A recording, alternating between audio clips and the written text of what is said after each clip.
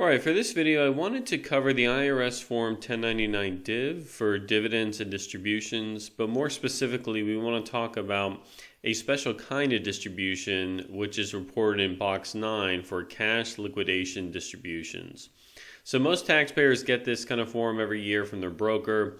It shows normally amounts in 1A or 1B for ordinary and qualified dividends, but often you might get a 1099 DIV that shows an amount for a liquidation distribution. So we want to talk about what that is and how that gets reported on the tax return. So I've got the 1099 DIV here, which we'll go through in more detail. And then I have a sample tax return for our taxpayer where we're going to look at this fact pattern where he receives a liquidating distribution. And then I have one slide here just covering some background on the 1099 DIV and then the fact pattern that we're going to be working with. So broadly speaking, the 1099 DIV, again, is used to report dividend distributions, but it covers a lot of different items, right? So there are some unique items on there. Regular dividends are what we often see, but it also includes things like capital gain distributions, non-dividend distributions, which are return of principal, investment expenses, and other things like that. And so that's why it's really important to carefully review the 1099 DIV and make sure that whatever is being reported on there, you are correctly reporting those elements on your tax return. So, what are liquidating distributions? So, if we look at the 1099 that John received here, he received a 1099 from this corporation where he's an investor, and he has no items filled out here except for this box 9, cash liquidation distribution. So, what is that $29,400? What does that represent?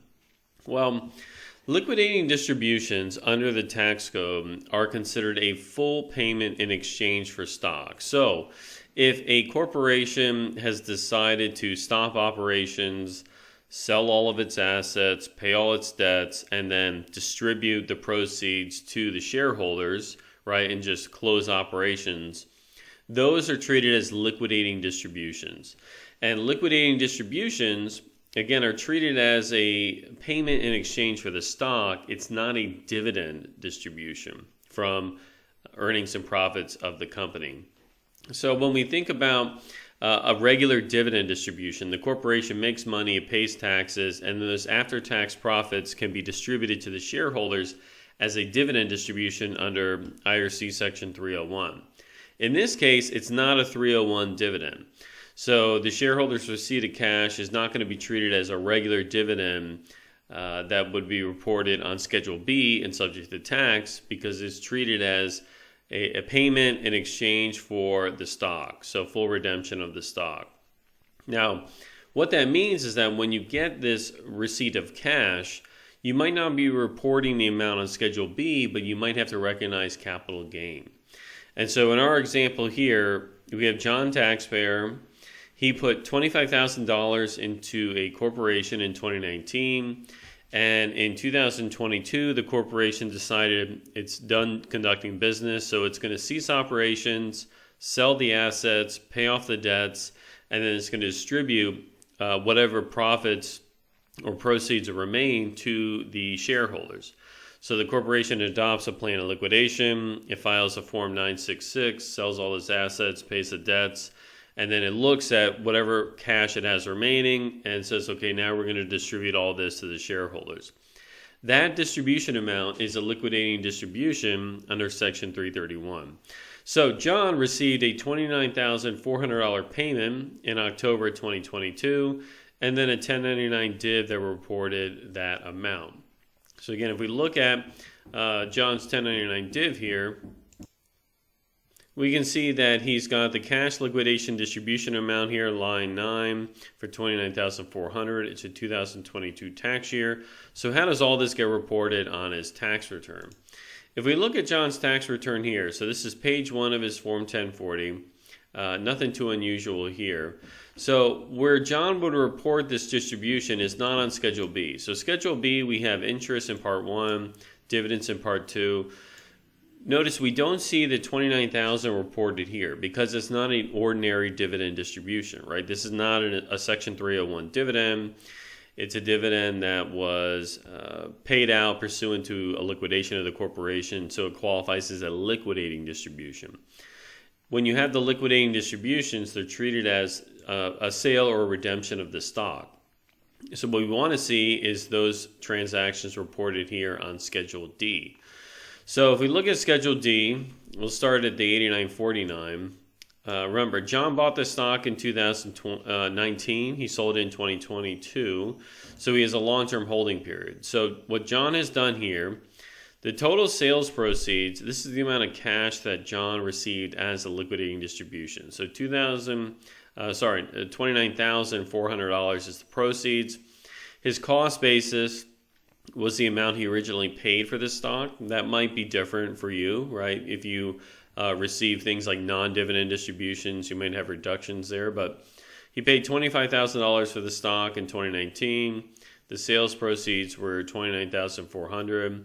We have his acquisition date and the date that the stock was not sold or disposed of, right? He had an exchange, right? The liquidating distribution, so the date he received that amount was October 19th, and then a description of the property here. So John's distribution from the corporation as a liquidating distribution is not a dividend. It's going to be treated as long-term capital gain, right? So we have the information here for the corporation, all the relevant details on when it was acquired, when he received the liquidating distribution, the proceeds from the distribution, the cost basis, and then his adjusted long-term capital gain. So we have the $4,400 there in long-term gain. That's reported on the 89.49, and ultimately that flows up here to Schedule D, Part 2 for the long-term capital gain amounts. And so we can see that, so John's distribution of $29,000, not all of that is going to be a taxable dividend. Most of it is not taxable at all, right? Because it's just a sale. It's just an amount received in exchange for the stock. So $29,400 received, only $4,400 is going to be taxable as a long-term capital gain. And that's it for John's tax compliance. So he does the rest of his return, computes the amount of tax owed, and that's the end of it. So again, just to kind of quickly recap, what's really important here is when you get this 1099 div, do not immediately assume that, well, everything on here is going to be taxable as some kind of dividend income, right? There's a lot of fields here, right? There's 16 different fields.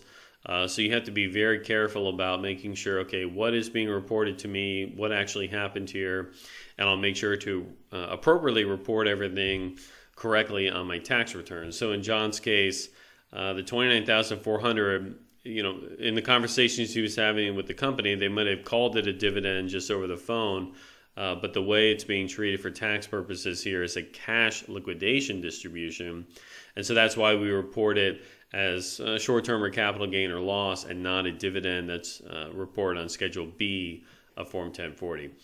All right, so that covers it for this video. I hope that was helpful. If you have any questions, as always, please feel free to leave me a comment below. I try to get to as many of these questions as I can, and of course, I always look forward to seeing you again on the next video. All right, thanks so much, and take care. Bye.